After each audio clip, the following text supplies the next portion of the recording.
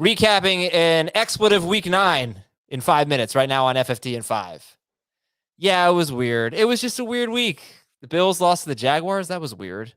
Yeah, weird week. And for fantasy purposes, Patrick Mahomes, is he just bad now? Let's start with that. I'm Adam Azer with Heath Cummings. Are the Chiefs broken on offense? Currently, yes, undeniably.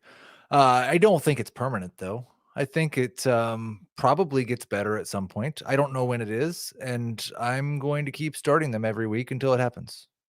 Even Mahomes? Who would you consider starting over Mahomes? That's the thing. Is I think if you look at what has happened with streaming quarterbacks this season, I mean, originally this week, the top 2 streamers were Tua and Taysom Hill. Turns out they didn't play.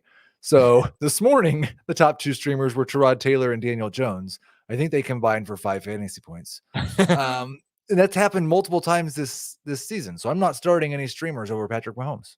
Okay. All right. So who else stood out to you? Give me some winners from week 9. Devontae Freeman and Jordan Howard, because it's 2017. Freeman looked like the clear top Ravens running back coming out of the bye. 13 carries, 3 targets. He was successful. Tyson Williams was not a factor. I think as long as it stays this way, and the way this Ravens season's gone, you shouldn't necessarily expect it to stay this way. But as long as it stays this way, Freeman is a borderline number 2 running back. Howard is a good flex this week. He was much better than Boston Scott. And it was the second week he was more efficient, YPC for life. It kind of just appears like he's their lead early down back. Gainwell's their lead passing down back, and Scott is the backup to both of those roles. So I think Howard's a good flex this week. If it happens again, then Howard's in that Devontae Freeman range of a borderline number 2 until Miles Sanders comes back. Okay, I know you were obviously disappointed with Boston Scott. There were a lot of duds, though. Mahomes, obviously bad. What about Josh Allen? 9 fantasy points at Jacksonville and this whole offense in general. Worried? I think we found Josh Allen's kryptonite, and it's Josh Allen.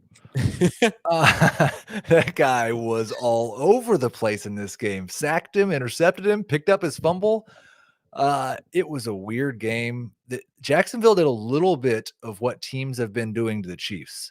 They just completely took away the big play from Josh Allen and said, hey, why don't you try to go 12 plays and score a touchdown on us? And Buffalo couldn't do it. I don't think it means anything. I'm starting the same Bills next week that I did this week. And perhaps Devin Singletary, because Zach Moss has a concussion. Hopefully he can get back out there soon. If not, Devin Singletary looks like he'd be a must-start player. I wouldn't say that, but a good option nonetheless. However, James Conner, Heath, we got to talk about him. He's the number 1 running back going into Sunday Night Football. Yeah, there was a lot of talk from some people about how you draft Chase Edmonds, and as soon as James Conner gets hurt, then Chase Edmonds is going to be awesome, and the opposite happened.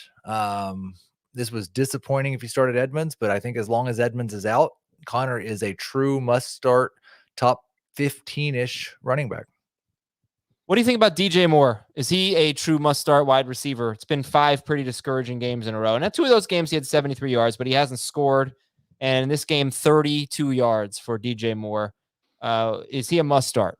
I don't know if I'd go as far as a must-start with as bad as Sam Darnold is playing right now. But again, I'm probably not picking somebody up off the waiver wire and starting them over DJ Moore. So it's possible you have somebody on your bench who has emerged that you're going to start over Moore. But Jamie talks about this a lot. Most leagues now start 3 wide receivers. If you start 3 wide receivers, there's a pretty good chance you're going to keep starting DJ Moore. Okay, speaking of waiver wire, we'll end with this. Who are some of the guys to pick up off the waiver wire this week? Well, I think Jordan Howard was still out there, and Devontae Freeman both were still out there and available in some leagues, but we can't gloss over the number 1 wide receiver of the week, Elijah Moore from Thursday night. He's going to be very popular on waiver wire, and as good as he looked, I sure hope they don't go back to throwing the ball 15 times a game to Corey Davis and Jamison Crowder. Would you rather have Elijah Moore or Brandon Ayuk? I would take Elijah Moore. I think that, like, if you're doing the odds of who scores more fantasy points, it might be Ayuk, but Moore's ceiling is a lot higher. All right, that is it for our Fantasy Football Today in 5 episode. Have a great Monday, everybody. We'll talk to you on Tuesday morning. Chris Towers and Dan Schneier have your Monday Night Football breakdown and a look at the waiver wire. See you later.